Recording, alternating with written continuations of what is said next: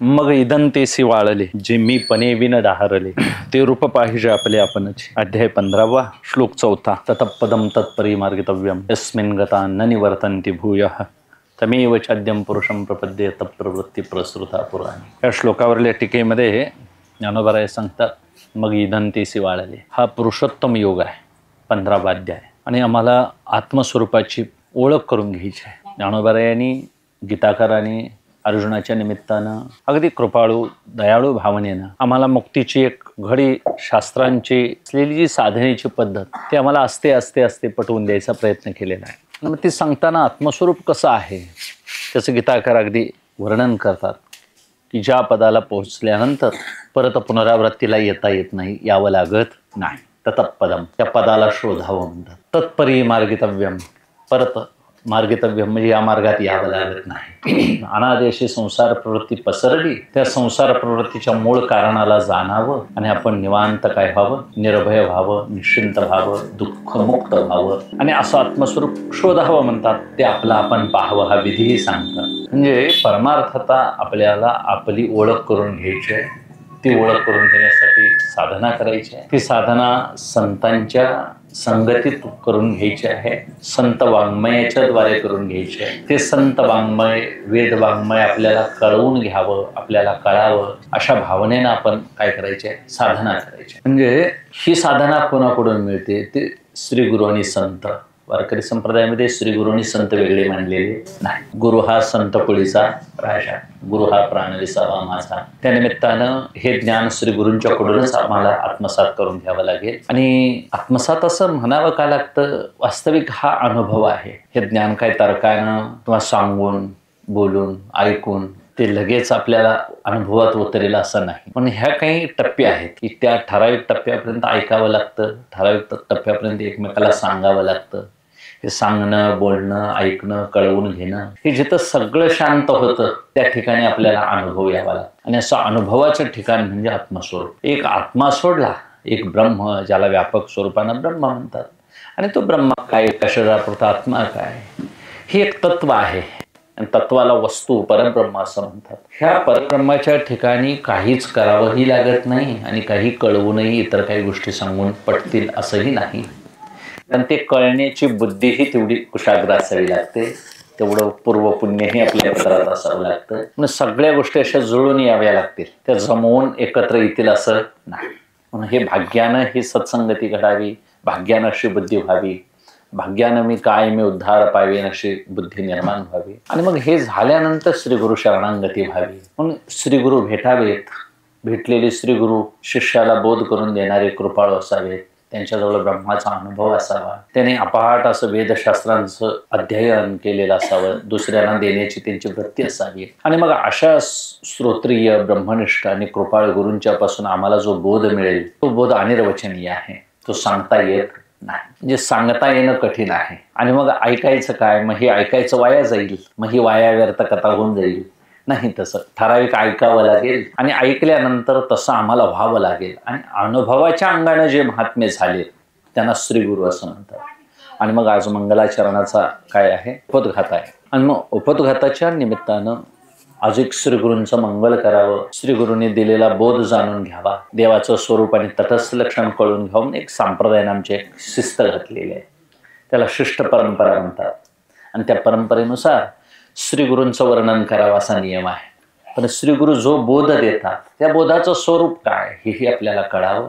म्हणून त्या बोधाचं लक्षण ज्ञानोबा यांनी केलेलं आहे की तो बोध म्हणजे साक्षात ते आत्मस्वरूपच आहे. बोध म्हणजे ज्ञानच. साधू बोध झाला. जिथं बोध शब्द येतो महाराज त्याला ज्ञान म्हणावं. साधू बोध देतात. साधू दुसरं काय खायचं प्यायचं देत. आणि जोपर्यंत आम्ही खाया प्यायचं मागतो साधूंच्या जवळ तोपर्यंत आम्ही साधक असत नाहीत आणि देणारे साधू असतील पण आम्हाला ते कळतील असं नाही. म्हणून साधूंच्या जवळ आपण ज्ञानाची अपेक्षा करायची, दुसरं काही मागत बसायचं नाही महाराज. लौकिकातली भूक काय कशाने आम्ही भागवू शकेल.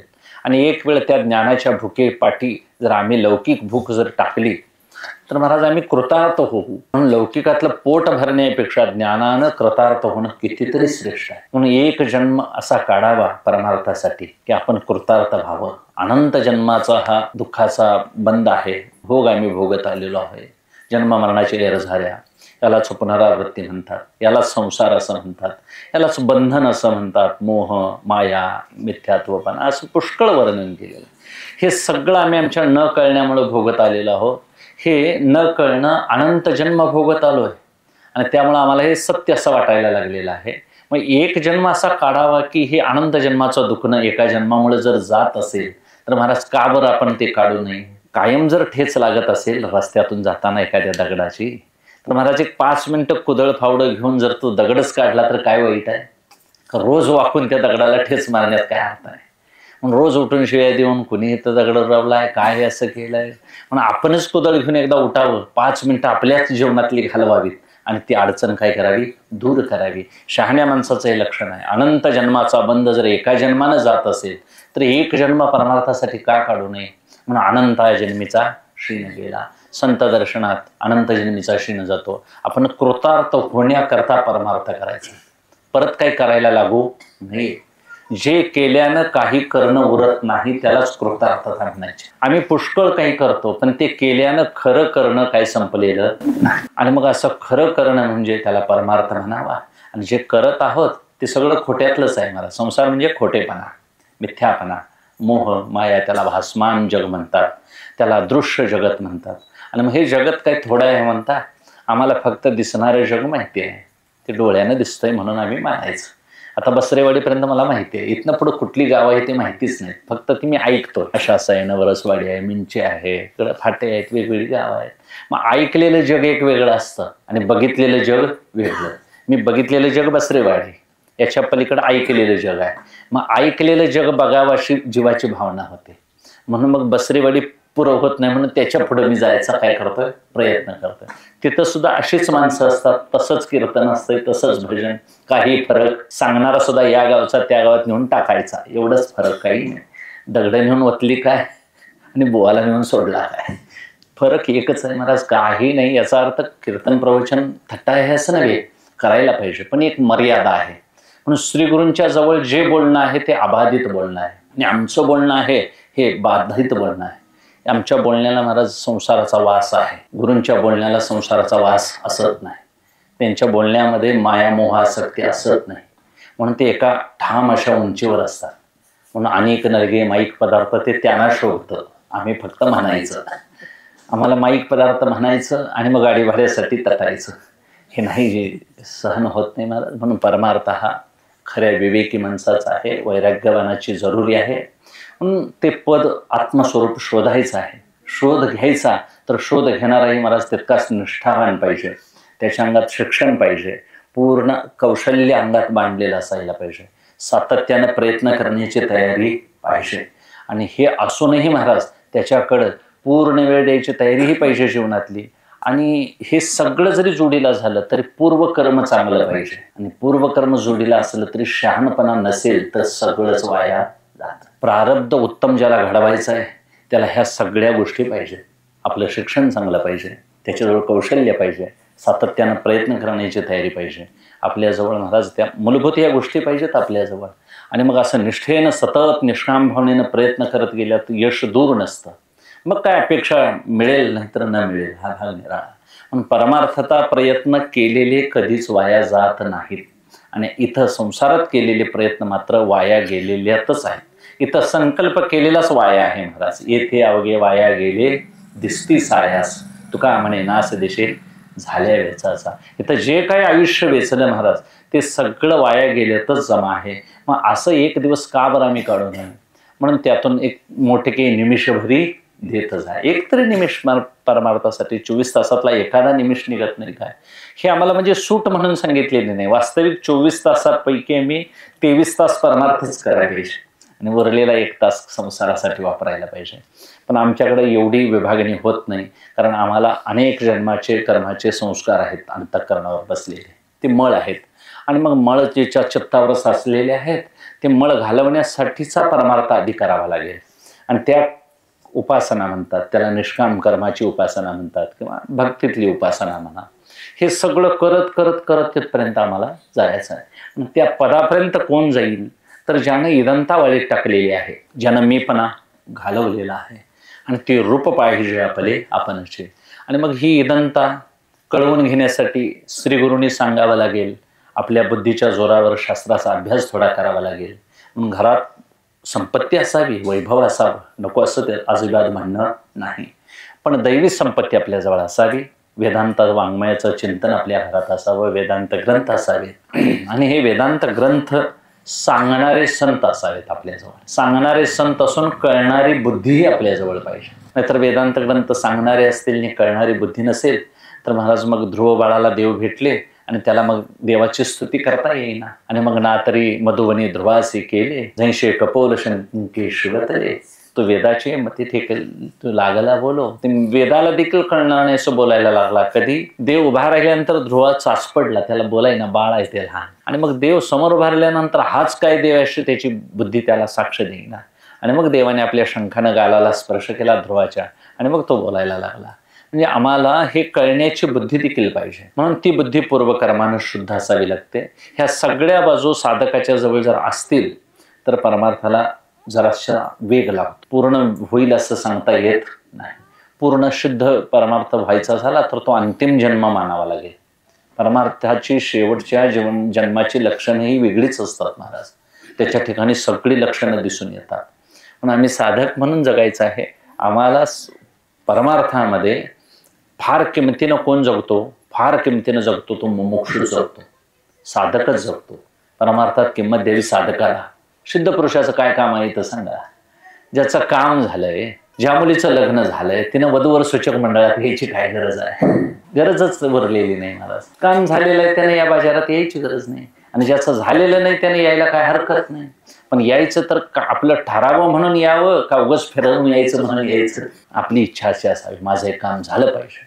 आणि मग अशी आस्थापूर्वक ज्याची आवड आहे, म्हणून वेदांत शास्त्र आमच्या आचार्यांनी, आपल्या संतांनी फार आवडीनं आमच्याकरता सांगितलेलं आहे. कुठे उदास व्हायचं नाही, निराश व्हायचं नाही. कारण झालंय काय, पुष्कळ ग्रंथलेखकांची अनेक विवरणं, भाषांतर झाल्यामुळं वाचायला घेतलं की मग बुद्धीत भ्रम उत्पन्न होतो. म्हणून हे संतांचं वाचन वेगळं वाटतं आणि त्यांचं वाचन आम्हाला वेगळं वाटतं. आणि मग निराशेचा सूर होतं की वेदांताना आम्हाला ते काही कळत नाही, अवघड आहे, ते वेदांत ज्ञान नको आम्हाला. तसं नाही, वेदांताशिवाय आम्हाला शरीर अचेतन आहे हे कळणं शक्य. कोणाला आम्हाला इथं बसलेल्यांना शरीर अचेतन आहे असं आता तरी वाटतंय काय हो? दिसणारं शरीर चेतनच आहे म्हणतात. हे शरीर म्हणजे मीच अशी आमची भावना आहे. एवढा आमचा दृढ संस्कार झालेला आहे. आणि वेदांत शास्त्र पहिला घाव घालतं, देह म्हणजे तू नव्हेस. आणि मग इथून सुरुवात झाल्यावर मग इथं कोण टिकणार हो? पहिल्याच प्रश्नाला जर आम्हाला गोंधळ होत असेल तर प्रश्नपत्रिका सुटणं शक्य नाही. म्हणून वेदांत शास्त्र आम्हाला मुळापासून महाराज आपलं जीवन कसं जगायचं हे सांगतं. आणि त्याचे पाया ज्ञानोबारायाने आम्हाला दृष्टांत, सिद्धांत अगदी साध्या भाषेत पटवून सांगितले. म्हणून दिसणारी जग जे आहे याला इदम म्हणतात. इदम शब्दाचा अर्थ हा, ही, हे असं वर्णन करतात की सर्वनाम जे दाखवलं जातं जगाविषयी बोलताना, हा असा आहे, तो तसा आहे, हे जग, हे असं जग, तसं जग असं सांगितलं जातं. आणि हे हा, ही जिथं मांडलं जातं तिथं पुल्लिंगी, स्त्रीलिंगी आणि नपुंसकलिंगी असा एक 3 लिंगामध्ये व्यवहार होतो व्याकरणातून. हे 3 व्यवहार सोडले तर जगामध्ये 4थी वस्तू शिल्लक नाही. देवाविषयी बोलावं तर तो देव एकमेवाद्वितीय आहे, त्याला कोणतंच नाम उल्लेख करता येत नाही. आणि मग त्यामध्ये हा, ही, हे जेवढं दाखवलं जातं ते सगळे पदार्थ महाराज नित्य आहेत, नाशवान आहेत. त्यांना उत्पत्ती आहे, काही काळ टिकणार आणि काही काळामध्ये नाश पावणार आहेत. म्हणून ही इदंत आहे, ही भ्रममान आहे, भ्रामक आहे, आम्हाला काय करणारे आहे, फसवणारे आहे, हातातून निष्ठून जाणारे आहे. असं लक्षात घेऊन या इदंतेपासून आपण बाजूला व्हायचं, वाळीत टाकायचे हे पदार्थ. आणि इदंता ही बाहेरच्या जगात असते. आणि इदंता सापेक्ष दुसऱ्या पदामध्ये सांगतात, जे मी पणे विन डहारले. जिथं आम्ही मी म्हणतो त्याला अहमपणा म्हणतात. आणि त्या अहमपणाला मी असा मराठी शब्द आहे. आता मी हा शब्द कोणालाही लावता येतो महाराज. स्त्रियांनीही मी म्हटलं तरी बिघडत नाही, पुरुषांनीही मी म्हटलं तरी बिघडत नाही, अन्य कोणीही मी म्हणावं. मी शब्द असा आहे तो सगळ्यांना लागू पडतो, प्रत्येकाला तो निर्देश करतो. प्रत्येकाला बोलायला मी शब्द सोपा आहे, पण तो त्यातून सुटणं मात्र विश्वामित्रासारख्यांना देखील अवघड झालेलं आहे. म्हणून हा मी कोण आहे, येरहवी सर्वांच्या हृदय देशी. मी अमुक आहे आणि मी अमुक असं म्हणतोय. जे बुद्धिस्फुरे अहर्निशी ते वस्तुगामी. देव अर्जुनाला म्हणतात जे बुद्धीला तुमच्या स्फुरण होतंय मी अमुक मी तमुक मी, हा तुमचा मी वेगळाच आहे. आणि ते वस्तुगामी म्हणतात. ते देव म्हणतो ती वस्तू तू मी म्हणतोस ती नव्हे, मी आहे म्हणतात. आता मग देवरूपी मी वेगळा आणि आम्ही मी म्हणतो तो माझा मी वेगळा आहे. मग असा एक अधिष्ठान मी आणि एक अध्यस्त मी अशी वाटणी केली शास्त्रानं. आणि त्या अधिष्ठान मीला अधिष्ठान अहम म्हणावं आणि आमच्या भासमान अध्यस्त मीला अध्यस्त अहंकाराला अध्यस्त मी असं म्हणावं. आता यातला एक खोटा मी आहे आणि एक खरा मी आहे. खऱ्या मीच्याच महाराज सत्तेवर खोटा मी व्यवहार करत आहे. म्हणून आम्हाला असं कळावं. आम्ही काही बुद्धीला मी म्हणतो, काही प्राणाला मी म्हणतो, काही चित्ताला मी म्हणणारे लोक आहेत, काही इंद्रियांना मी म्हणणारे लोक आहेत. असं त्यांनी वाटणी केली. देहाला अखंड मी म्हणतो, याच्यापेक्षा मी शिकलेला आहे, माझी परिस्थिती चांगली आहे, मी काळा गोरा आहे, मी मुका बहिरा आहे. म्हणजे ही मीची उडी कुठपर्यंत आहे बघा. मी अमुक खानदानी कुळातला आहे, मी गुरव आहे, मी देवपूजा करतो, मी कीर्तनकार आहे. या मीची वाटणी या जगामध्ये कितीतरी वेगवेगळ्या पद्धतीनं वाटलेली आहे. आणि या अनेक मीमध्ये खऱ्या मीचा मात्र कोण शोध घ्यायला तयार नाही. आहे मी कोण हा करावा विचार. खरोखर मी कोण आहे. घर बसल्या प्रत्येकाने माऊलीने इतकं जर महाराज माऊलींचं लिखाण साधं असतं तर ते आम्ही महाराज एवढं मनावर घेतलं नसतं. पण माऊली ज्या अर्थी लिहितात विचार करायला पाहिजे प्रत्येकाने. इथं खरा मी कोण आहे आणि मी काय करत आहे. गोंदवलेकर महाराजांचं एक वाक्य आहे की प्रसिद्ध, तू कोण आहेस, तू काय करत आहेस हे बघितलं पाहिजे म्हणतात. गीताकारही तसंच सांगतात. म्हणजे मी कोण आहे आपण ती बघितलंच नाही. आणि मग या मीच्या नादामध्ये महाराज यालाच अहम पदाचं वर्णन आहे. आणि अहम ज्याने धरला त्याला मम मात्र अजिबात सुटत नाही. त्याला अहम आणि मम म्हणतात. आणि इदंता जग स्थावर जंगम सगळं तिनं भरलेलं आहे महाराज. आणि जे मी म्हणतो त्या चेतनासाठी मीपणा आहे.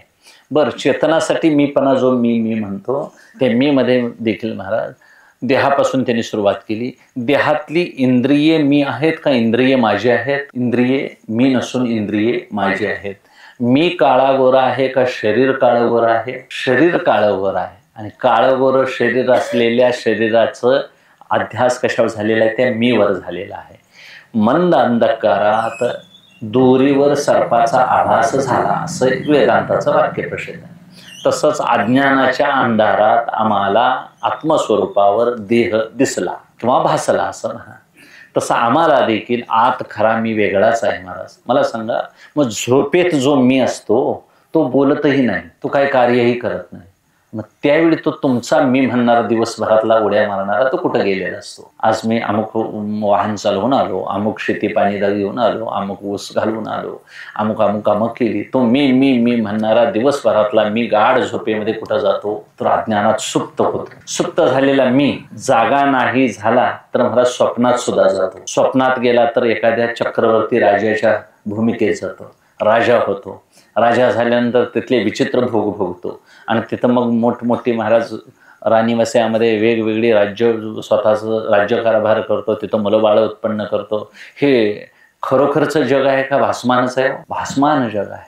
मग एकदा दिवसभर मी म्हणणारा वास्तव व्यवहारातला मी झोपेत गेल्यानंतर स्वप्नात गेल्यानंतर असे वेगवेगळे व्यवहार करतो. यातला कोणता खरा मी म्हणायचा? स्वप्नातला खरा मी आहे, झोपेतला खरा मी, का जागृतीतला खरा? जागृतीतला खरा म्हणावं तर झोपेत तो दिसत नाही. झोपेत ज्याला खरं म्हणावं तो स्वप्नात गेल्यानंतर तो त्यात खरा नाही. असा अवस्थेत महाराज व्यभिचार आहे. म्हणून याला काय म्हणतात? स्वप्न, सुषुप्ती आणि जागृती या तीन अवस्थेतले तीन मी वेगवेगळे असतात. आणि या तीन मध्ये खरा मी आहे तो याच्याही पलीकडे आहे. झोपेत महाराज तुम्हाला काही कळत नाही, पण मी सुखानं झोपलेलो होतो की तुम्हाला जी जाणीव होते तो आत खरा मी असल्याशिवाय होणं शक्य नाही. आणि सुखानं झोप लागली म्हणून मला आता बरं वाटतंय. मी गाढ झोपलेलो होतो एवढंच मला कळतंय, याच्या पलीकडे काही कळत नाही.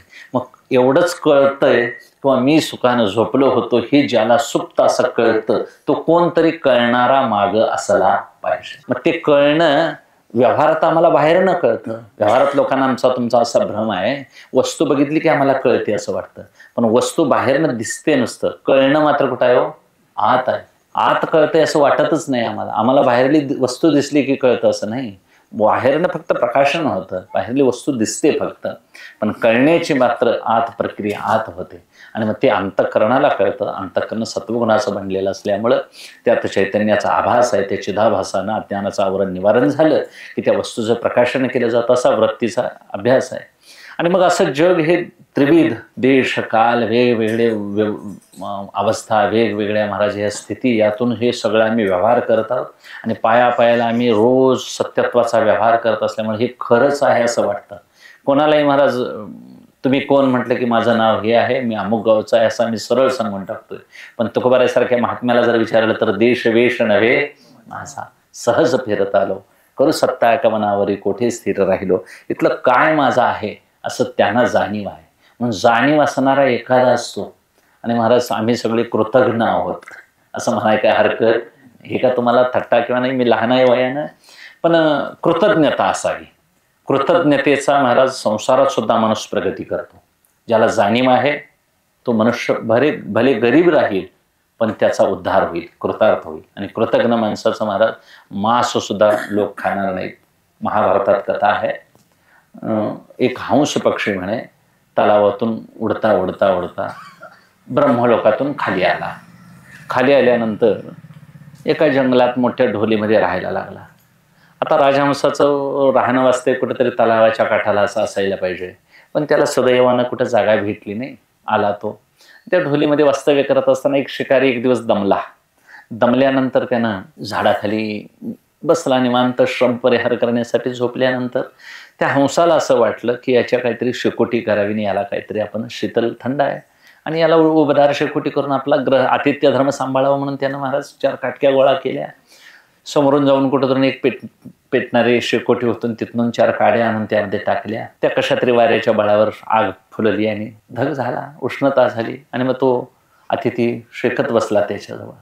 आणि मग त्याला असं कळालं हे कोणी केलं असेल. मग त्याचं लक्ष महाराज झाडावरल्या हंस पक्षाकडे गेलं. म्हणून तो आता भूक भागवण्याकरता महाराज त्या हंस पक्षाला त्यानं त्या शिकाऱ्यानं ओढून घेतलं आणि त्याची मान मुरगळून काय केलं, त्याला मारून खाऊन टाकलं. ते ब्रह्मदेवाच्या पार्षदाद्वारे त्यांना कळालं असं असं हंस चुकून गेलेला आणि त्याचं मांस असं खाल्लं. ते ब्रह्मदेवाचे तिथून लोक आले महाराज म्हणतात. आणि त्यांनी मग या पारध्याला काय करून टाकलं, शिकाऱ्याला मारला. आणि त्याचे मांस खाण्याकरता महाराज मग अनेक वेताळ भूते प्रेत पिशाच या लोकांना बोलवलं आणि खाऊ म्हणाले याचं मांस. ते म्हणाले हा कृतज्ञ आहे म्हणाले, याचं मांस आम्ही खाल्लं तर आम्ही कुठल्याही नरकामध्ये आम्हाला याची शिक्षा भोगून संपणार नाही. मला कथा एवढ्यासाठी सांगायची आहे की कृतज्ञ माणसाचं मांस सुद्धा भूत प्रेत पिशाच स्वीकारत नाहीत. तर महाराज मग कृतज्ञ माणसाशी माणसानं तरी चांगला व्यवहार करावा काय. म्हणून ज्याला जाणीव आहे पै लाज पै निर्मळा निसुगा गोड. ज्ञानोबाराय सांगतात लाज ही भाग्यवान कीर्तिमान माणसालाच असते, निसुग माणसाला लाज असत नाही. किती वेळा जन्मा यावे किती भावे भजित, का बरं म्हणून शरण जावे सर्व व्हावे, म्हणून या जीव घाला शरण गेला विटोशी. का बरं शरण जाऊ नये. आणि एक वेळ शरण जाऊन जर दुःखा वेगळं होता येत असेल तर रोज रोज शरण जाऊन या संसाराची दास्यत्व सेवा करण्यात काय अर्थ आहे महाराज. म्हणून एक वेळ असं एका मरणीची सरे, एका मरणानं बरं होत असेल. म्हणून संसारातली महाराज अशी दुःख आहेत की कितीही आनंद तुम्ही दिवसभर भोगा, संध्याकाळी एक दुखणं जर तुम्हाला कळालं नुसतं कानाव तर दिवसभराचा आनंद पार काय करून टाकते, ते पुसून टाकते. मग एक दुःख जर संसारातला सगळा आनंद दिवसाचा पुसत असेल तर एक सुख असं मिळवावं की जन्मांतरीचं दुःख त्यानं काय व्हावं, पुसून टाकलं जावं. आणि मग असं एकच सुख आहे की तो आपला तो एक देव करून घ्यावा. आणि मग ते देवाचं वास्तव स्वरूप ते आत्मस्वरूप ते प्रत्येकाच्या हृदयस्थ अधिष्ठान म्हणून आहे. आणि फार काय अवघड नाही महाराज. प्रत्येकी आता सांगण्यानंच हे सगळं काय झालंय, अवघड झालंय. प्रत्येकानं असं घर बसल्या कळवून घ्यायचं. तो का म्हणे ही माझी नव्हती ही कोणी एका चक्रपाणी वाचून. घरातच बसायचं, असा मिथ्यात्वाचा विचार करायचा. मी इतक्या वयाचा होतो, माझा या काळी जन्म झाला, असते असते माझा वय असं झालं, मला का बरं कळू नये, याची माझी आसक्ती का बरं सुटू नये. ही घरची मंडळी फक्त स्वार्थासाठीच प्रेम करतात. चांगलं झालं कीच माणसं बोलवतात, तोटा केला की कोणीही हायगय करत नाही. चूक झाली की महाराज मारायला घरची माणसं अजिबात आहेत. करायला पाहिजे कारण ते योग्य आहे, शिस्त असायला पाहिजे. पण अनवधानाने एखादी चूक झाली तरी लोक मान्य करत नाहीत, म्हणजे गय करत नाहीत. मग असा आपण एक विचार करायचा की आपण इथं फार अजरामर म्हणून आलेलो नाही. असते असते असते या संदर्भातून कसं आम्हाला बाहेर पडता येईल, ही इदंत आहे महाराज, भ्रामक आहे. सगळ्या गोष्टी हातातून निष्ठत चाललेल्या आहेत. गेलेला काळही निघून गेला. बरं, अगदी सामान्य गोष्टी आहेत. लहान मुलासारखं आम्ही या संसारात राबत आहोत महाराज, की आपण मिळवलेला पैसा तरी आमच्याजवळ आहे असं तुम्हाला वाटतंय? तुम्ही सगळं मिळवलेलं आतापर्यंत आहे तुमच्याजवळ. कुठंतरी ते आम्ही विनियोग केले, ते कुठंतरी गेले महाराज, तो चौथाच घेऊन जातोय. आम्ही पुढल्या उसावर आता पैसे काढतो. असले आम्ही श्रीमंत माणसं. म्हणजे सांगायचं काय, म्हणजे सोसायटीतून आल्याशिवाय आम्हाला लागवड घेता येत नाही आणि आम्ही कसले शेतकरी महाराज. म्हणजे असं आम्ही स्वयंपूर्ण तर नाहीच, आम्ही स्वतंत्र तर नाहीच, पारतंत्र्यात आहोत आणि परत आम्ही महाराज राजा म्हणून घेतोय. नाही महाराज, हे भ्रामक बोलणं आहे. म्हणून असे कळवून घ्यायचं, वास्तव राजा आहे तो राजा म्हणून घ्यायला तयार नाही महाराज.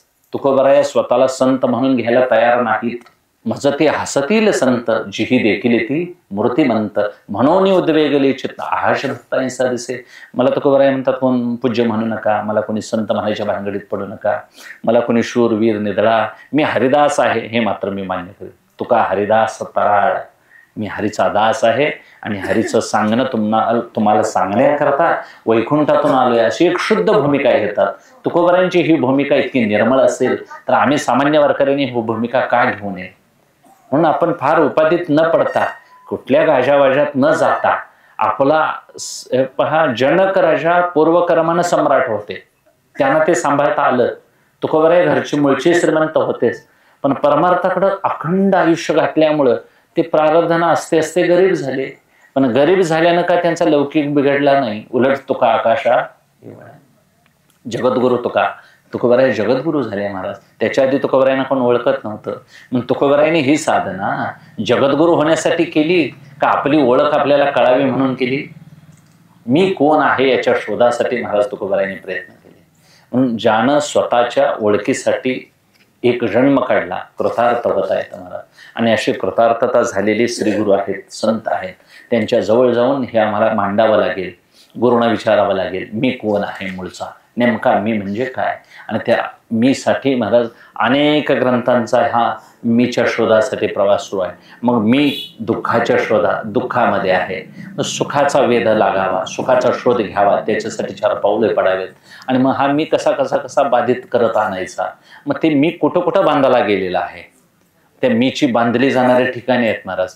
धनात बांधलेला आहे मी, पत्नीत बांधलेला आहे, धन दारा पुत्र जन बंधू सोयरे पिशवून. नामदेवराय सहज सांगतात, हे आम्ही मी बांधल्या गेलेले ठिकाण आहेत आणि ही असते असते असते असते सोडायचे. यालाच इदंता म्हणतात. आणि इदंता एकदा सुटली की मग महाराज जीवाला काय असतं, अंतःकरणातून एकदा आसक्ती निघून गेली की पाप करण्याची वासना कमी येते. पाप करण्याची वासना कमी झाली की पुण्यकर्म करावाची बुद्धी होते. पुण्यकर्म करायची बुद्धी एकदा झाली की त्या कर्मातून महाराज इतकं सामर्थ्य उत्पन्न होतं, ते सत्कर्म एवढं जीवाला उच्च अवस्थेला नेतं की त्याला देवाशिवाय दुसरं काही आवडत नाही. त्या माणसाला नेऊन जरी तुम्ही उरसाला न्या, जत्रेला न्या, त्याला कुठं जरी नेला तरी ते देवळातच जाईल महाराज, ती तुमच्या घराकडे फिरणार नाही. आणि मग माया फिरणारे ती देवळा जरी नेऊन सोडली तरी आम्हाला आज जायला चालत नाही म्हणतात. आम्हाला गुरुवाय मी माहिती आहे महाराज, खाऊन आलेली माणसं कुठं आत येतील नाही, ती माहीसाठी आलेली असतात. आणि मग अशा माणसांचं चित्त लावलं तरी देवाकडे लागत नाही. आणि मग ज्याचं चित्त शुद्ध झालेलं आहे, ज्याला सत्कर्माची आवड आहे, त्याला देवच आवडतो. आणि ज्याला भाग्यानं देव आवडतो त्याला ज्ञानाची आस लागते.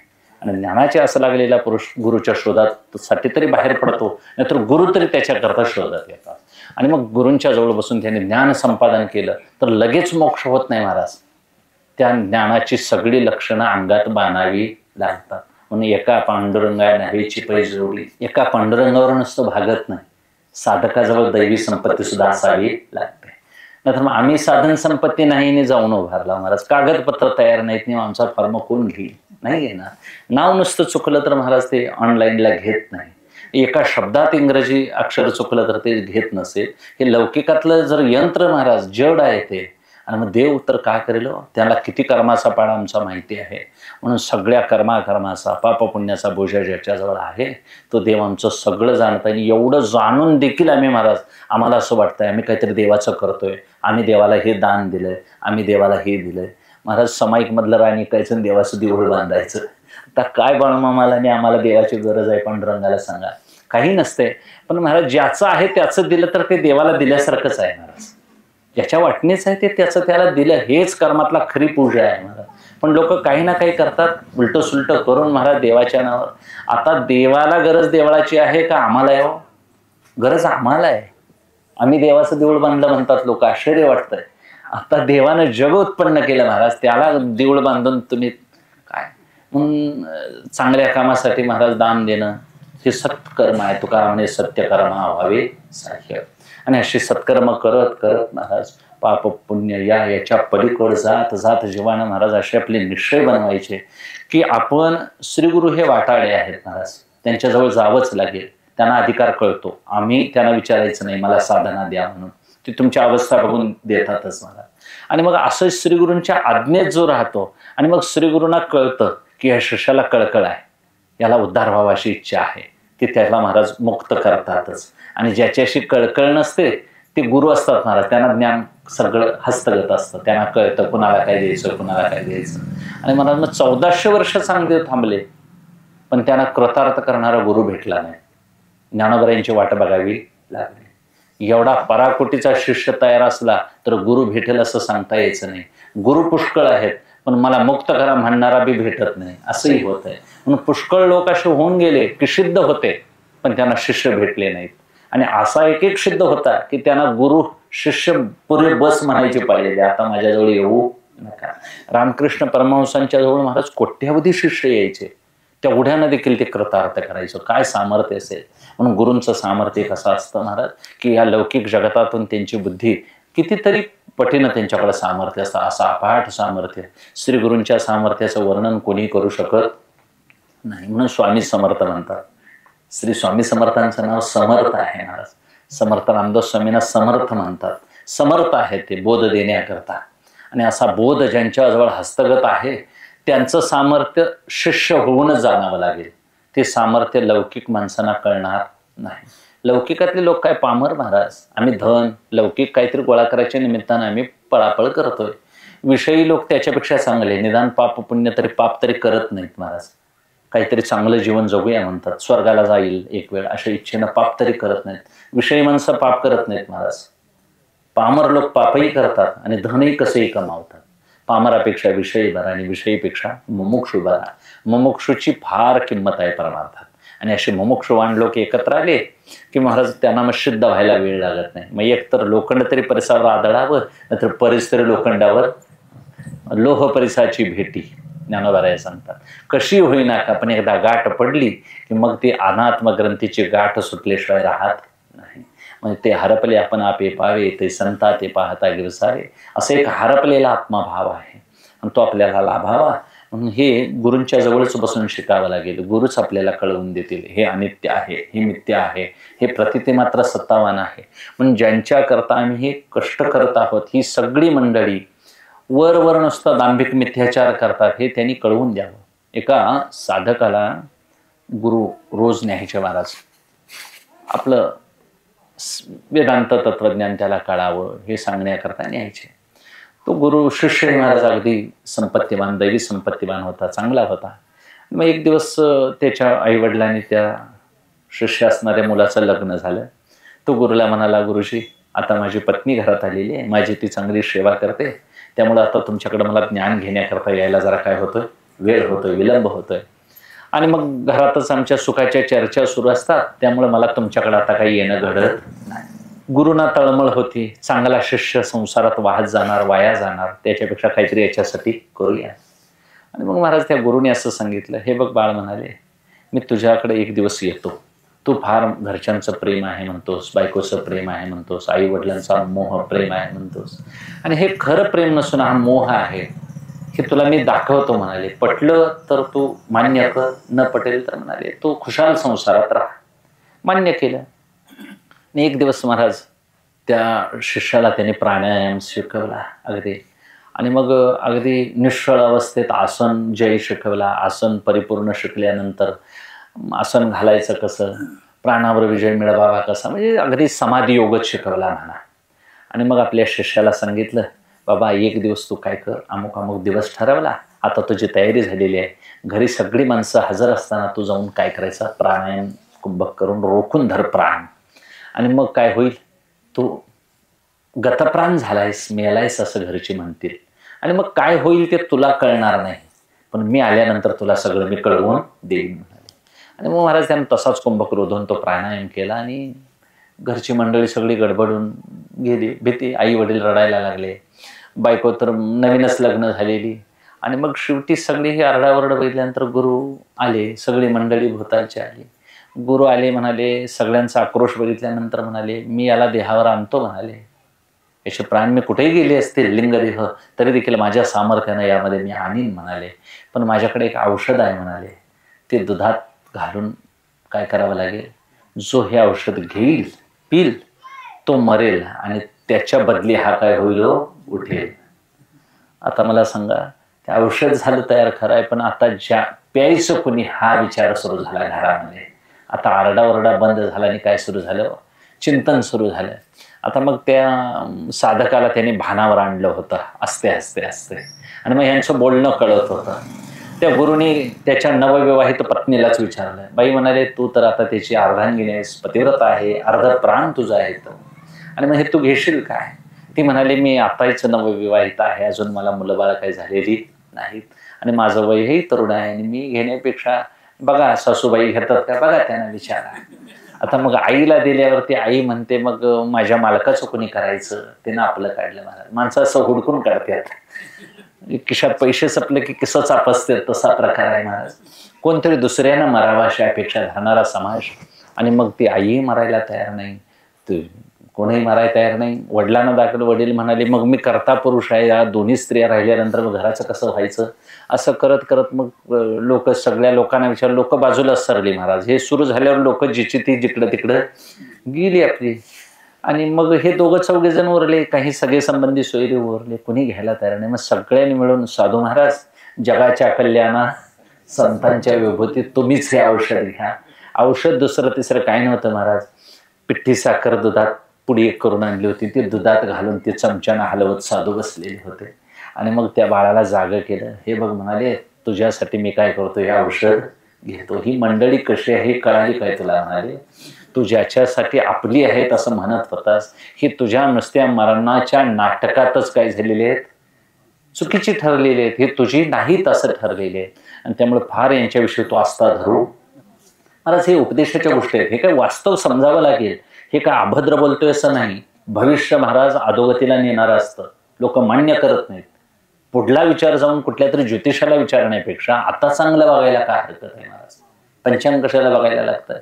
आता जर गाडी व्यवस्थित मापात असेल, आता येऊन धडकत असेल तर ते आपलं प्रारब्ध आहे. काय बिघडलेलं येऊन आदळले, आम्ही काय करणार सांगा. मग आता आपण असं जायचंय, शिस्तवार क्रियमान असं चांगलं करायचं आहे की त्या क्रियमानात एकही चूक होऊ द्यायची नाही. आणि मग त्या साधकाला कळाले, ही तो काय म्हणे, माझी नव्हती ही कोणी, एका देवाशिवाय आणि श्री गुरुशिवाय महाराज या बंधातून काढणारा कोण नाही. जन्मबंध विनिर्मुक्त करणारा फक्त श्री गुरु आणि देवच आहेत. असं कळाल्यानंतर साधूंनी महाराज निवांत दूध घेतलं आणि साधू उठून निघून गेले. बाबा आता तुला विवेक वाटला तर राहा संसारात, नाहीतर म्हणाले तुला खुशाल करायचा संसार कर, नाहीतर काहीतरी कर. उठून निघाले. निघाल्याबरोबर महाराज सगळ्या घरच्यांना नमस्कार करून तो शिष्यही उठून त्यांच्या मागे निघून गेला आणि कृतार्थ झाला. मला म्हणायचं आहे, असा कृतार्थ होणारा एखादाच विरळा असतो. म्हणून नाथपंथातल्या समाजात फार लोक टिकले नाहीत महाराज. मच्छिंद्रनाथांच्या नवनाथांच्या मागे कोण टिकले नाहीत. याचं कारण काय, कारण त्यांच्यासारखं वैराग्य कोणाला पटलंही नाही आणि ते पचलंही नाही. म्हणून वैराग्यवान पुरुषाला परमार्थ सहज सोपा आहे. म्हणून ही इदंता वैराग्यवान पुरुषाच्या दृष्टीनं पदार्थ आहे महाराज. त्याला किती वेळ लागतो. म्हणून इदंता भ्रामक आहे, कळावं. हा हे जे काही दिसतं तुम्ही, काही माणसांना असं वाटतं महाराज भव्य दिव्य असं कर्म केलं, काहीतरी मोठा घर बांधलं, मोठा व्यापार केला, मोठा व्यवहार केला, की एखादा मोठा सप्ताह जरी घातला तर हेच देव आहे असं वाटतं, हे म्हणजेच सगळं हे असं वाटतं. नाही महाराज, ते तेवढ्या पुरतं राहतं. कारण जे काही केलेलं असतं, जे काही करणारे असतात आणि ज्याच्यामुळं केलं जातं ते सगळं त्रिपुटीतलंच असतं. आणि त्रिपुटीतलं कोणतंही एकही लक्षण महाराज सत्य असत नाही. त्रिपुटी ही भासमानच असते. लक्षणं केली तरी सुद्धा महाराज ती भासमानच आहेत. कितीही तुम्ही तीन जिथं जिथं वापरली, त्रिकर्ण इंद्रिय जिथं वापरली जातात, दृश्य द्रष्टा दर्शन असा जिथं व्यवहार होतो तो सगळा व्यवहार महाराज कसा आहे, बाधित ठरणार आहे. म्हणून कितीही मोठा धनाचा व्यापार असो बाधित ठरेल, कितीही मोठा सौंदर्याचा व्यापार बाधित ठरेल, कितीही मोठ्या महाराज तुमच्या गुणवान कौशल्याला तुम्ही धरून बसला असा बाधित ठरेल. म्हणून एक वेळ या जगामध्ये सरस्वतीपेक्षा लक्ष्मीपेक्षा भगवान शंकरांना मान आहे, ज्ञानाचं वैराग्याचं प्रतीक आहे. भगवान विष्णूंना मान आहे. ब्रह्मदेव तर बुद्धीची जनिता आहे महाराज, देवता आहे, ती सगळ्या जगताचं चालन करणार आहे तो. पण एवढं असून देखील भगवान शंकरांनाच का लोक ज्ञानासाठी आग्रह धरतात, वैराग्य आहे त्यांच्याजवळ. म्हणून हे सगळं टाकण्याची ज्याच्याजवळ तयारी आहे, सोडून देण्याची, त्यालाच द्रष्टानुश्रविक विषय वितृष्णस्य वैराग्य, याला वैराग्याची अशी व्याख्या केलेली आहे की हे सगळं जे काही डोळ्यानं दिसतं, कानानं ऐकलं जातं, त्याच्याविषयी लोकांना मोह असतो, भ्रम असतो. आणि मग ते अमुक लोक येऊन सांगतात मी अमुक जाऊन प्रयागला जाऊन आलो, मी कुंभमेळा करून आलो. मग महाराज जाण्याबद्दल काही हरकत नाही, पण सामान्य माणसाची त्यानं बुद्धिभेद होतो. ज्याच्याजवळ पंढरीला जायची व्यवस्था नाही त्या माणसाला जर मी काशी करून आलो आणि प्रयाग करून आलो जर बोलत असा तर ते छद्मीपणाचं बोलणं आहे, चिडवण्याचं बोलणं आहे. तुम्ही जाऊन या, येण्याबद्दल अजिबात अडचण नाही. पण सामान्य माणसाची श्रद्धा त्याच्यामुळे काय होते हो, डळमळीत होते. सामान्य माणसं जी संसार करत असताना आपण परमार्थ करत आहेत त्यांच्यात महाराज क्रांतदर्शी पुरुषानं अजिबात बडबडू नाही. त्यानं करायचा तो परमार्थ त्याच्या झुंडीमध्ये जाऊन करावा, पण त्यानं सामान्य माणसांच्या बुद्धीचा भेद करू नये. कारण याच्यात भ्रम उत्पन्न होतो. आम्ही करताना परमार्थ खरा का त्यांचा परमार्थ खरा, अशी तुलना होते. म्हणून तुलना जिथं होते तिथं द्वैत राहतं. म्हणून शहाण्या पुरुषानं जगतातल्या कोणत्याही व्यवहारात फार रमायचं नाही. कितीही मोठेपणा, कितीही धन मान आस दिसली तरी संतांनी तिथून पळ काढलेला आहे महाराज. कोणतेही संत बघा कोणत्याही आसक्तीत अडकलेले नाहीत. म्हणून इदंता ही काय करणारे आहे, आसक्ती वाढवणारे आहे. म्हणून इदंतेशी वाळीत टाकता आलं पाहिजे. आणि जे मीपणे विण डहारले, मीपणाही जिथं शिल्लक उरत नाही असं आत्मस्वरूप आहे. आता त्या आत्मस्वरूपाविषयी काय म्हणतात, ते बोटानंही दाखवता येत नाही हे असं आहे म्हणून. आणि मी म्हणतो, मी म्हणूनही ते सांगता येत नाही. पण ते मीपणाच्याही पलीकडं आहे आणि हे पणाच्याही पलीकडं आहे. असं अहम आणि मम अशा वृत्तीशून्य अवस्थेला आत्मा असं म्हणतात. आणि ते आत्मस्वरूप मग बघायचं कसं, जे तुम्ही बोटानं दाखवायला येत नाही म्हणता आणि मी म्हणूनही कळत नाही म्हणता. मग ते आहे म्हणायचं का नाही म्हणायचं. नाही म्हटलं तर शून्यवाद येतोय, आहे म्हटलं दाखवा म्हटलं तर डोळ्यानं दाखवता येत नाही. मग नाहीच म्हणा की तर नाही म्हणता येत नाही. म्हणून परमात्मा नाही म्हणता येत नाही, पण त्याच्याशिवाय त्याला दाखवण्याची सोय जरी नसली तरी जगत त्याच्याशिवाय चालत नाही. म्हणून हे देहादी जगत परमात्मा चालवतो आणि आमचं जगत आत्मस्वरूप चालवतं. आणि हे फक्त भेद केलेला आहे महाराज, नाही तर वास्तविक आत्मा परमात्मा असं काही नाही, एकच व्यापक चैतन्य सगळीकडे काम करत आहे असं कळवून घ्यायचं. आणि ते रूप पाहिजे आपले आपणची, आपणच आपलं रूप पाहायचं परमार्थामध्ये. कसं की आरशात आपलं प्रतिबिंब बघतोय असं नाही. हे पाहण्याचे ऐसे से वीरा, जैसान बोडलिया विहिरा, आपुलिया उगमी झरा भरून ठाके, की दर्पणाचे आधारे रूप करून दुसरे तैशी नको गवारे. म्हणजे असं आरशात बघितल्यासारखं आपला आत्मा पाहता येत नाही. आपली वृत्ती अंतर्मुख करायची. म्हणून ध्यानयोगाचा विचार सांगितला शास्त्रानं, नामयोगाची अवस्था सांगितली. एक सगुणाच्या द्वारे तरी जाता येईल, एक निर्गुणाच्या द्वारे जाता येईल. आणि हे पाहत असताना आपणच आपल्याला पाहायचं. म्हणजे यात दोन आपण आहेत. आपण आपल्याला पाहणं म्हणजे मूळ एक आपण आहे आणि आपण त्याला वृत्तीरूपानं पाहणं एक आहे. असे दोन आहेत. आणि एकटा भेटायला आत गेला की तो मीच होऊन राहतो. त्याला मन हे राम झाले, मन हे राम झाले, प्रवृत्ती ग्रासून कैसे निवृत्तीशी आले. म्हणजे तो देहावर उरत नाही, तो सांगायला उरत नाही, तो गुणाच्या अतिक्रमणात सापडत नाही. म्हणून अशा पुरुषाला सत्व रज तम याच्या पलीकडे तो जातो. जागृती स्वप्न सुषुप्ती याच्या पलीकडे तो जातो. आणि मग तिथं गेल्यानंतर मग कोणतं भय, कोणती चिंता, काहीच उरत नाही. असं निर्भय निश्चिंत अवस्था आहे. आता तिथं काही कारण उरत नाही. अशी कृतार्थता लाभते. आणि ही कृतार्थता प्रत्येक साधू संतांना लाभलेली आहे. म्हणून त्यांना नाविन्य वाटत नाही. तुम्हाला आम्हाला हे बहिर्मुख जगामध्ये आम्हाला बुद्धी बहिर्मुख होते महाराज. एखाद्या मोठ्या भयान अशा मोठ्या वस्तूत जर गेलो आम्ही तर आम्हाला वाटतं असं की आमचं मन भीतीनं गांगरतं. कधी आम्ही बघितलेलं नसतं.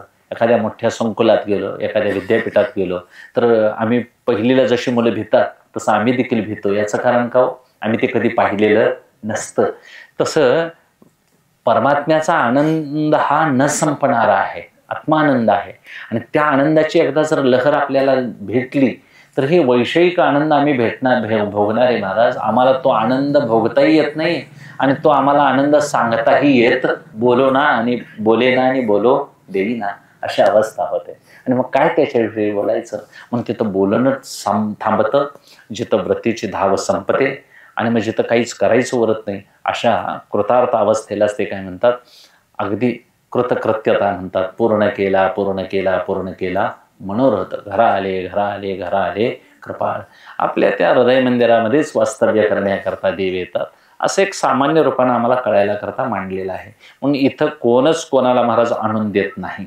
आपणच आपली अशी तयारी करायची, आपण शिस्त बाळगवून घ्यायची, आपली कार्यक्षमता कौशल्य आपण वाढवायचं आणि आपणच घर बसल्या हा अभ्यास करायचा. नित्यनेमानं करावा अभ्यास विठ्ठलाचा. आणि याच्यासाठी महाराज दुसऱ्यांच्यासाठी काय स्पर्धा करायची गरज नाही. कुठल्या तत्वज्ञानाचा कुणाचा हिरमोड करायची गरज नाही. कुणाचा छेद मोह भेद करायची गरज नाही. आपलं आहे ते व्यवस्थित भांडवल आणि सत्वगुण वाढवायचा. असते सत्वात संजायते ज्ञान. सत्वगुणानं ज्ञान वृद्धी होते. सत्वगुणामुळे शांती येते. आपल्याला जर परमार्थ आवडायला लागला, वाचल तो अभंग पाठ व्हायला लागला, ओवी पाठ व्हायला लागली तर असं समजायचं सत्वगुण वाढलेला आहे. आणि सत्वगुण वाढल्यानंतर माणसं शांत बसतात.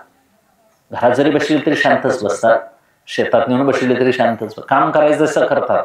काही बिघड करत तिथं बांधाव दुसऱ्याचं आंब्याचं झाड असलं तरी पडला जरी आंबा तरी ती उचलत. आपला सत्वगुण आपणच तपासायचा. कारण परमार्थात अहंकार आणि परमार्थातले गुण हे ज्याचं त्यानंच ओळखायचे आपले. हे का बुवा सांगत नाही, का देव सांगत नाही, का गुरु सांगत नाही. पण आपणच आपला अहंकार तपासायचा. मी काय आज चुकलो, माझ्यात आज कोणता गुण वाढला, मी असं का बरं बोलायला. माणसं महाराज गरज नसताना बडबडतात. आधी विचार करायला पाहिजे, माझ्या बोलण्यानं हे दुरुस्त होईल काय, मला बोलायची गरज आहे काय. बरं मी बोललं तर तो जो ज्याच्यासाठी बोलतोय तो माझा ऐकेल काय. कशाचा विचार न करता माणसं महाराज बडबडत बसतात. अगदी एकट्या भागत असेल तर घरानं दंगा करायची काय गरज आहे महाराज. पण अगदी लहान मुलाच्या महाराज रडण्यावर घर सगळं दंगा करतं. म्हणजे काय माणसामध्ये शिस्त उरली नाही. आणि मग हे कशामुळे झालेलं आहे महाराज, तर मोकळा वेळ पुष्कळ उरलेला आहे. मग आता मोकळा वेळ घालवायचा कुठं. तो हरिनामस्मरण करायला पूर्वपुण्य स्वातत देत नाही. मग मोकळा वेळ कुठंतरी पुढारी वाच, टीव्ही बघ, असं फिर. गमत नाही म्हणून कुठंतरी 4 लोक गोळा कर. मग ती गोळा केलेली माणसं काय महाराज हरिभक्त परायण असते. तिथं सुद्धा आली तर महाराज ती कसला तरी संसाराचंच बोलतात. आणि मग असा वाया वेळ गेल्यामुळं संस्कार चित्तावर झालेले आहेत, स्वभाव तसा बनलेला आहे. आणि मग सत्वगुणाची एकदा शांती ढळली की रजोगुणाचं प्राबल्य एकदा वाढलं की मग ती चर्चा सत्वगुणाची रजोगुणात उतरली की मग कोणता मोह तयार होईल सांगता यायचं नाही. आणि मग रजोगुणानं कामाची प्रवृत्ती वाढते आणि मग तमोगुणात उतरलेला जीव काहीही करायला प्रवृत्त होतो. आणि मग परत महाराज सत्वगुणापासून उतरती कळा लागते, तमोगुणात येतो. तमोगुणातला जीव सत्वगुणात येण्याकरता फार कष्ट करावे लागतात. म्हणून अशी ही सत्ववृत्ती प्रत्येकानं सांभाळायची. दिसणारे जगत मिथ्या आहे असं कळवून इदंतेशी वाळले वाळीत टाकायचा. कोणताही मोहाचा प्रसंग महाराज टाळता आला पाहिजे. आणि मग हे सगळं संत चरित्र वाचल्यानंतर कळतं. आणि मग मी कोण आहे हे ज्याचं त्यानं तपासायचं. शरीर म्हणजे मी काय. 3 शरीरं सांगितली. हे दिसणारं देह 3.5 हाताचं हे सगळं नाशवान आहे, अचेतन आहे, जड आहे, सगळ्यांना कळतं. हे काही सांगायची गरज नाही. याच्या मागे एक मनरूपी आहे, त्याला चित्त बुद्धी अहंकार असं म्हटलं जातं. हेही कालांतरानं काय होणार आहे महाराज, या शरीराला सोडून चिदाभासासह ते निघून जातं. त्याला मरण असं म्हणतात. त्यात संस्काराचा साठा असतो. आणि मग ते संस्काराचा साठा घेऊन ते लिंग शरीर फिरत असतं.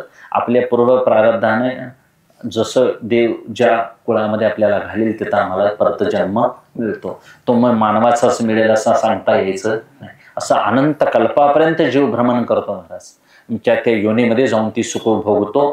तेच स्वभाव तेच संस्कार घेऊन तिथं उद्भूत होतो. म्हणून लिंग शरीराचा नाश होणं अपेक्षित आहे. खरं मरण त्याला म्हणावं. लिंगदेहाचा भंग झाला पाहिजे.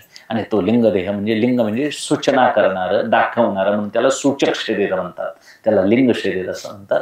ते लिंग शरीर म्हणजे अंतःकरण. आणि अंतःकरणाच्या मागं अंतःकरण जिथं झोपी जातं त्याला कारण शरीर म्हणतात. त्याला अज्ञान असं म्हटलेलं आहे.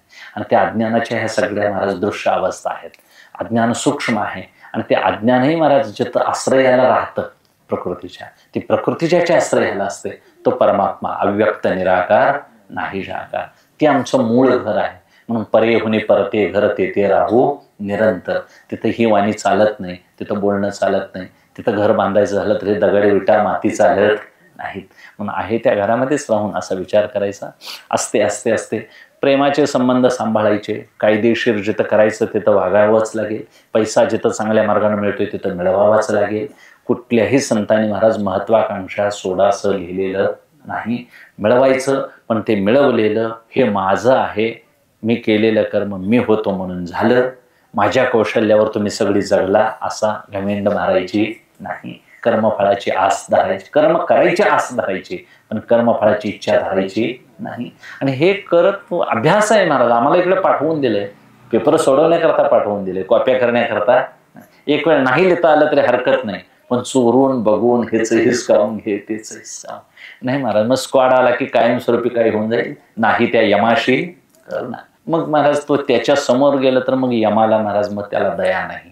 दया का नाही तर आमचं कर्मच तसं महाराज विचित्र आहे. म्हणून गंगापुत्र भीष्मानं जर ते कर्म महाराज बाणाच्या टोकावर झोपवत असेल तर मग ते आम्हाला काय करेल. म्हणून आपण असा विचार करायला पाहिजे, नुसत्या गंगेच्या आंघोळीनं हे संपूर्ण शक्य, कारण तिच्या पोटाला आलेल्याला कर्म चुकत नाही. मग आमचं कसं चुकेल. म्हणून शहाण्या मनुष्यानं फार आंघोळ्या करायच्या नाही असं नाही, घरात केल्या तरी चालतील, की आम्हाला केली तरी हरकत नाही. पण हरे हरे म्हणून जर आंघोळ होत असेल तर महाराज कुंभापेक्षा मोठी आंघोळ आहे ती. सदैव नित्य नामघोष जर मुखात राहत असेल तर हे काय जग मिथ्या म्हणून सांगायची गरज नाही महाराज. आपोआप वृत्ती अशी वैराग्यानं भरून येईल. ह्या जगाचा आपोआप त्याग होत जाईल. म्हणून हे सोडण्याकरता आहे, भोगण्याकरता आलेलो. म्हणून परमार्थ हा भोगावर अवलंबून नाही, परमार्थ त्यागावर अवलंबून आहे. तुम्ही सगळे ऐकून कळणारी माणसं आहात. आमचे गुरुजी वगैरे जुन्या काळापासून तुम्हाला सांगत आलेले आहेत. गुरुजींचं तुमच्या गावावर कृत्रिम प्रेम आहे. सगळी मंडळी त्यांच्या प्रेमातले आहात. आणि मग साध्या भाषेत वेदांत त्यांच्याकडून ऐकावा हे सगळं तुम्हाला माहिती आहे. पण तरी देखील काय आहे, परमार्थात आपली एक भूमिका, आपली स्वतःची एक भूमिका असावी.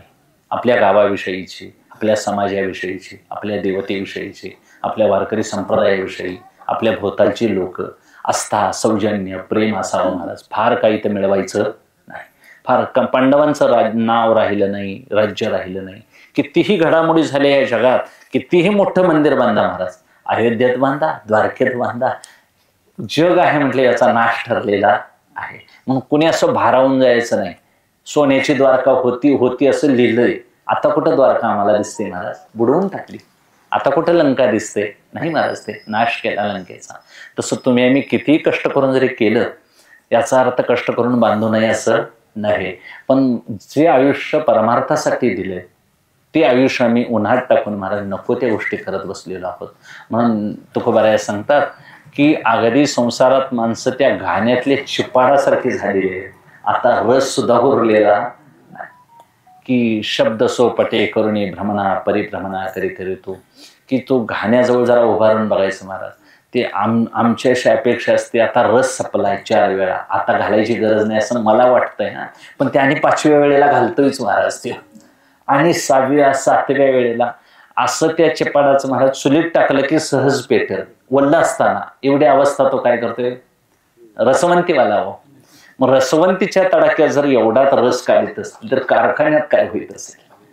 म्हणून शहाण्या मनुष्यानं महाराज असं मला वाटतंय, यमाच्या तडाक्यात जर आम्ही गावलो तर महाराज परत आम्हाला तो काय माणसाच्या जन्माला घालेल असं मला वाटत. कुठंतरी घातलं गोमा चिलट म्हणून जर घातलं तर आम्ही बसरेवाडीत होतो आणि आमचं रेशन कार्ड होतं हे म्हणायचं. म्हणून शहाण्या पुरुषाने महाराज येऊन बसायचं. काय जाणे देव आला असेल, कोणत्या रूपानं आला असेल, तुमच्या हातातून दिंडी होते, कितीतरी पुण्यही होते महाराज. पंढरीच्या वाटी अनंत घडती या, भाग्यवान वाटतं. म्हणजे स्टेटसला तुमच्या दिंडीचं वगैरे फोटो बघितले महाराज. छोटी छोटी गावाने आनंदाने दिंडी काढतात आणि 10,000 लोक वस्तीची गाव आहेत महाराज. एकादशीला टाळ वाजवाय कोण नाही. ही काय त्यांची म्हणजे मापं काढतोय किंवा टीका करतोय असं नव्हे, तुमची स्तुती करतोय असंही नव्हे. भाग्यानं हे घडतं महाराज. ज्यांचं भाग्य प्रबळ आहे 4 लोक जाऊ देत महाराज, पण पंढरीच्या वाटेला ज्या गावाचं पाऊल निघतं त्या गावात देवाला हरिभक्त म्हणून जन्माला मुलं घालावी लागतीलच. म्हणून परमार्थ सिद्धीला जाण्याची ही लक्षणं आहेत महाराज. रोप लावताना बारकच असतं, छोटं असतं. आलेल्या लावल्या लगेच महाराज ऊसाच्या रोपाला पानं सुटते. एक आठवडा आळवण्या घालून 4-15 दिवस गेले मग 2 पानं काढता येते आणि मग तोच ऊस पुढल्या अडसाली म्हणा पूर्व हंगामी काय असेल ते 15, 20, 22 पेरावर जातं.